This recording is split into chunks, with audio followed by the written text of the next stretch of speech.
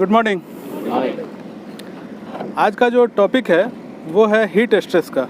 ठीक है, सबसे पहले मेरा नाम है उमर फारूक।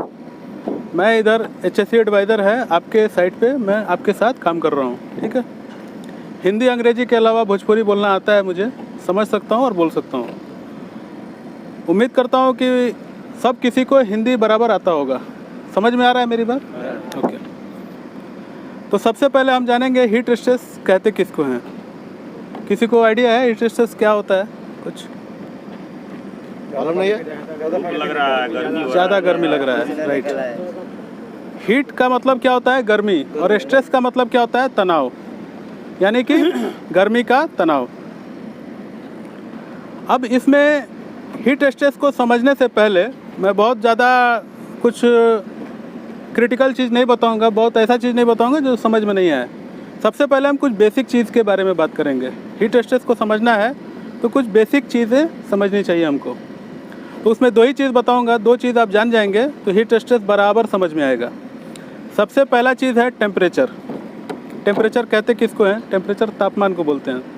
जैसे आप देखते हैं ना, गर्मी के मौसम में टेम्परेचर ज़्यादा होता है, ठंडी के टेम्परेचर में कम होता है, राइट।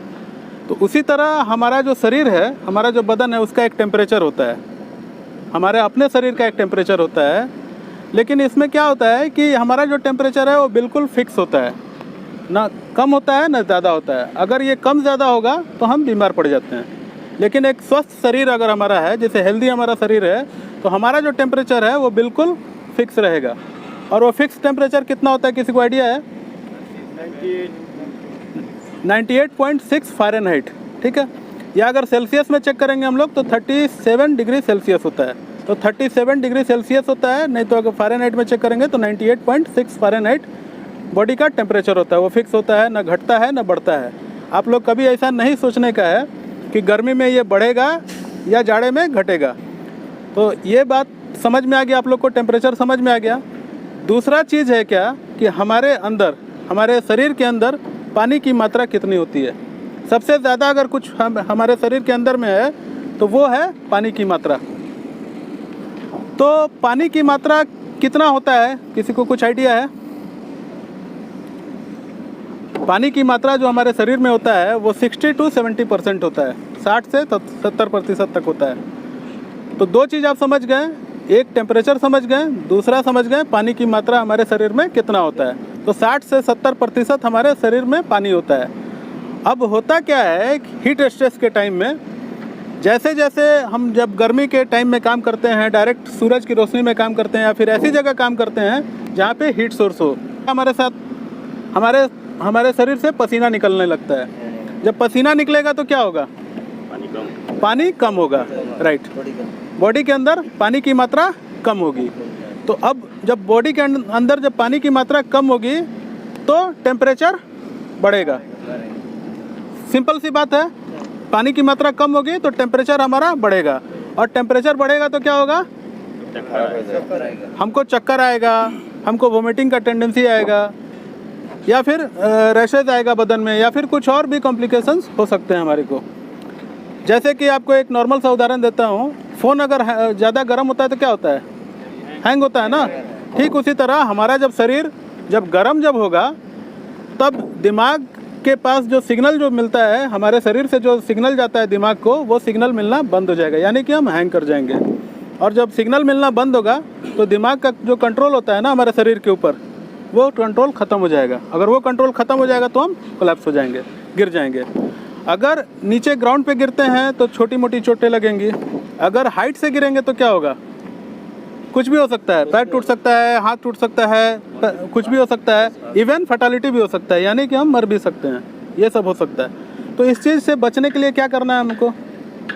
सबसे पहले हमको खुद को एग्जामिन करना पड़ेगा, और सबसे आसान तरीका है खुद को देखने का, हमारा यूरिन का कलर।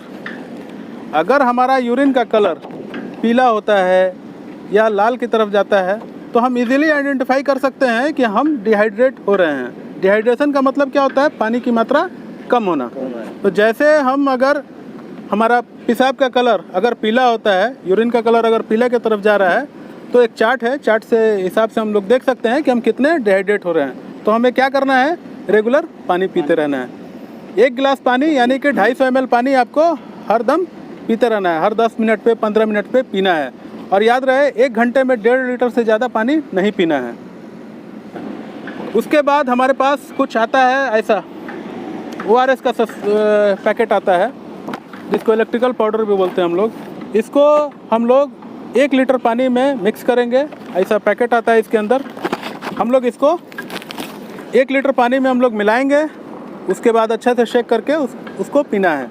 लेकिन ये भी 24 घंटा में एक ही बार पीना है, ऐसा नहीं कि पूरे दिन पीते रहना है। 24 घंटा में एक ही बार यूज़ करना है।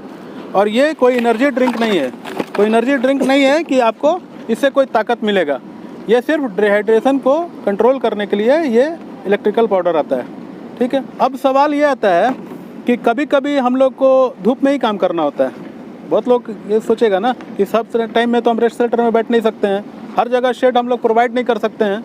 बहुत जगह हम लोग रेस्ट शेल्टर नहीं है, धूप में काम करना है। तो वैसी सिचुएशन में एक वर्ड होता है एक्लिमेटाइज।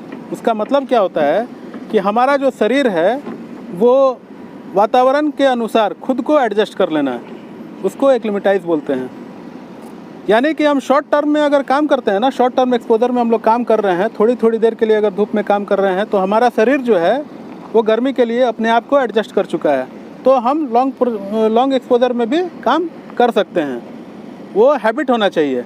तो ये जिम्मेदारी किसकी है? सुपरवाइज़र की जिम्मेदारी है, फोरमैन की जिम्मेदारी है कि वो मॉनिटर करे हर आदमी को कि ये आदमी, जैसे कि आप लोग, जैसे जितना ग्रीन हेलमेट वाले लोग हैं वो न्यू हैं, दिखता है सब कोई न्यू है। तो उनकी जिम्मेदारी ये है कि न्यू आदमी लोग जो कि अभी एक्सपोजर में नहीं आ चुके हैं, उनको आदत नहीं है, तो उनको भारी काम नहीं देंगे। जो लोग पुराने हैं, जो लोग काम करते करते उनको आदत हो चुकी है, वो लोग कर सकते हैं। और नए लोग को धीरे धीरे शॉर्ट एक्सपोजर में पहले डालेंगे, फिर उसके बाद जैसे काम करते करते उनको आदत जब हो जाएगा लॉन्ग एक्सपोजर में काम करने के लिए, वो लोग कर सकते हैं। तो इस तरह करके हम लोग मेंटेन कर सकते हैं, बराबर मॉनिटर कर सकते हैं और काम भी कर सकते हैं। अगर कुछ हम लोग को इफ़ेक्ट अगर महसूस होता है तो हम लोग इमीडिएट रिपोर्ट करेंगे उसको, ठीक है।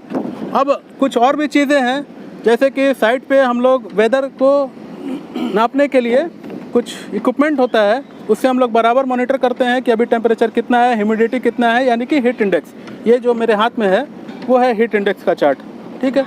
तो हम लोग 1 by 1 किसी को जाके नहीं बता सकते हैं कि ये हीट इंडेक्स अभी कितना है, चार्ट में अभी कितना टेम्परेचर है या ह्यूमिडिटी कितना है। तो हम लोग फ्लैग सिस्टम यूज़ करते हैं साइट पे, ग्रीन कलर का, येलो कलर का, अंबर कलर का या फिर रेड कलर का यूज़ करते हैं बराबर।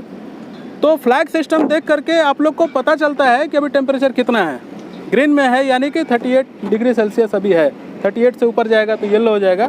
ठीक उसी तरह से और भी कलर हम लोग फॉलो करते हैं। तो वो कलर भी हम लोग को देखते रहने का है बराबर, कौन सा कलर अभी है उस हिसाब से हम लोग रेस्ट ब्रेक भी देते हैं, उस हिसाब से रेस्ट ब्रेक भी करना है। ये आपके साइट के जो फोरमैन होते हैं या सुपरवाइज़र जो होते हैं वो आपको हमेशा गाइड करते रहेंगे, तो उस चीज़ को फॉलो करना है। आप लोग को फ्लैग सिस्टम भी देखना है, ईजी आइडेंटिफिकेशन के लिए हम लोग फ्लैग सिस्टम यूज़ करते हैं, ठीक है। तो इतनी बातें आपको समझ में आ गई अच्छे से। अब इसमें हमने क्या क्या समझा?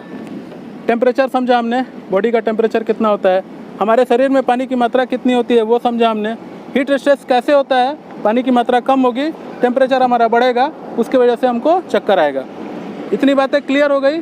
आप लोग से अगर कोई पूछता है या आप लोग किसी को बता भी सकते हैं अपनी जानकारी, किसी को दूसरे को शेयर भी कर सकते हैं। तो इस तरह करके हम लोग खुद को और दूसरों को सेफ रख सकते हैं, ठीक है। उम्मीद करता हूँ सबको बात समझ में आई होगी। इतने ही के लिए धन्यवाद।